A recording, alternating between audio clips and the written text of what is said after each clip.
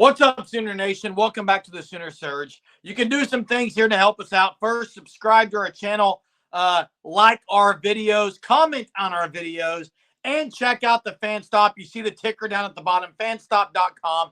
Get on the Shirt of the Month Club. You will not be disappointed, especially if you use code SURGE because you get 10% off your first 3 months. The Sooners have just beaten UCLA in what was an excellent ball game. Viewers had to be satisfied watching this game. It had it all, especially elite pitching behind Kelly Maxwell. Sooners get the win 1-0 against UCLA.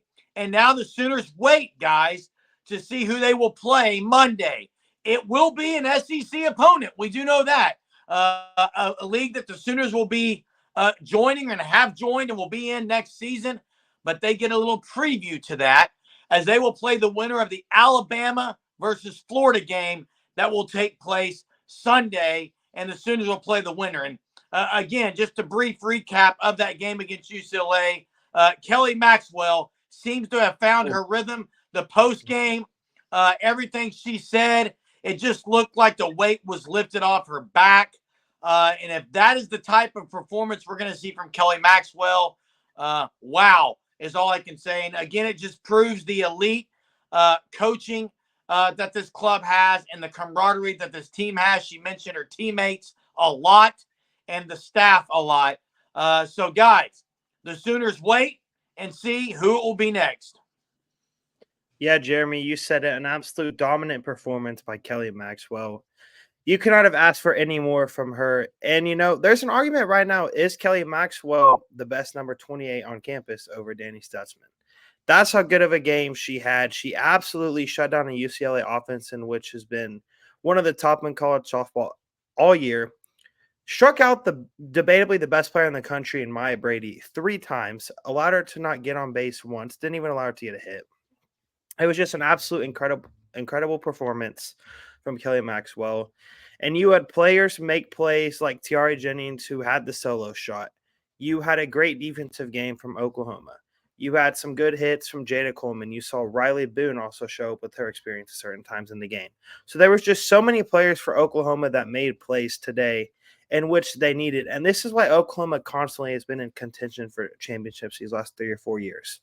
They have these big-time players that make these big-time plays when it's needed the most. And Oklahoma, once again, they found a way to make enough plays to come out in a huge win in which you do not want to have to play your way through the loser's bracket. Yeah, you definitely didn't want to drop down to that loser's bracket. That's why this game was so massive. And I kind of look at it, you look at what's ahead for Oklahoma, Florida or Alabama.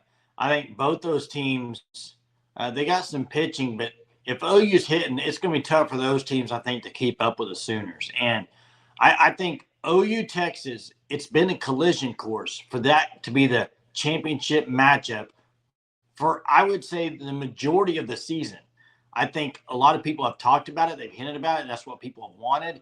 Maybe I'm saying people in this area, but I think you've kind of looked at it, and I think they've been the 2 best teams, have they not, most of the year. And it looks like that unless somebody comes out of the losers bracket somewhere, you're looking at OU Texas. Because, guys, I don't know if you've watched any of Texas in the World Series, but they faced Kennedy, which I think a lot of people thought that could be a tough game and struggle. It wasn't. And then they played Florida, which a lot of people thought Florida, including me, was going to maybe be in the championship series because I thought Florida was that good.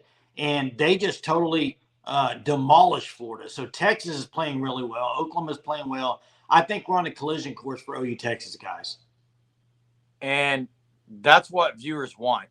I mean, even probably across the country. Just a casual softball fan is going to want 1 versus 2.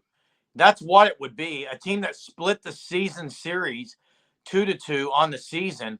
That would be great. But listen, let's not put the cart ahead of the horse here, because the Sooners still have some business to take care of. And you mentioned Alabama versus Florida. Sooners taking on the winner. Obviously, Florida has the Jocelyn Erickson connection, but also Alabama has been playing pretty good softball. They beat Tennessee in the SEC championship. They, beat other teams to get there, they have a really good pitcher. I don't think it's out of the realm to say that it's impossible for one of those teams to upset OU in a game. Now, to beat OU twice is going to be a monumental task. That's the thing. I, for one, think that OU has pretty much seen the last of Carly Keeney or any other pitcher that's not Maxwell May or Deal. I think those are the three that you're going to see the rest of the way. I expect it to be May on Monday. I think Deal's role will strictly be in relief, and they'll probably ride Maxwell a lot through the World Series. But that's what I foresee. But let's not get the cart ahead of the horse. OU still wants to go into that Texas series, if it is Texas in the World Series, on a high note, and that means scoring some runs. You don't want to throw out a 2-1 win, a 2-0 win against this SEC opponent. You want to put some runs on the board. Yeah, Jeremy. I feel like something that's not being talked about enough, and this is actually something that Patty Gasso said in her post-game press conference, was that this Oklahoma team, now they get a day off, they get a day of rest, in which they are going to probably be going into their most crucial game of the season outside of the National Championship Series, just due to the fact, Jeremy, as you said it, even though more than likely you're not going to beat Oklahoma twice in a 2-game series, they still are 1 game away from the National Championship Series, and they're going to be facing a team that's going to be playing for their life, for their season. So they're obviously going to throw everything at Oklahoma that they have left. So Oklahoma, them getting this day off, this day of rest is super, super crucial, and one in which comes at a right time because it's going to give Kelly Maxwell a day of rest in case you do need to get her for a decide-all game 2 in a series if Oklahoma does end up losing. Yeah, and I wouldn't rule out the possibility that maybe OU just ends up throwing Maxwell game 1. I don't think it will happen, but guys, last year they pitched Jordy Ball a lot in the World Series, and I don't know what's going to happen, but I do know that Florida and Alabama are going to be playing before the OU game and pitching probably there. I would think they're going to be pitching their aces to try to get through that game. So that's the thing. When you don't have to drop down that loser bracket, you got options. And OU's got plenty of options. And when you think of specifically Maxwell, May, and Deal, I think I would lean Maxwell, May right now, probably as the two ones that would start.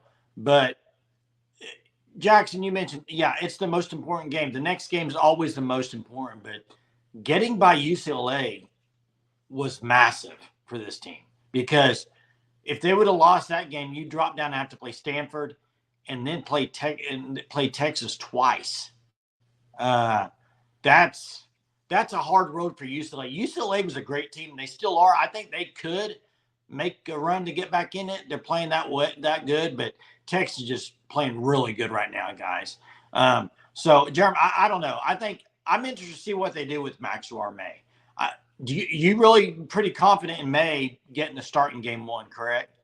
Absolutely think Nicole May will get the start, and we'll have that on our preview video as we get closer to game 1. But I fully expect it to be May unless something changes. But yeah.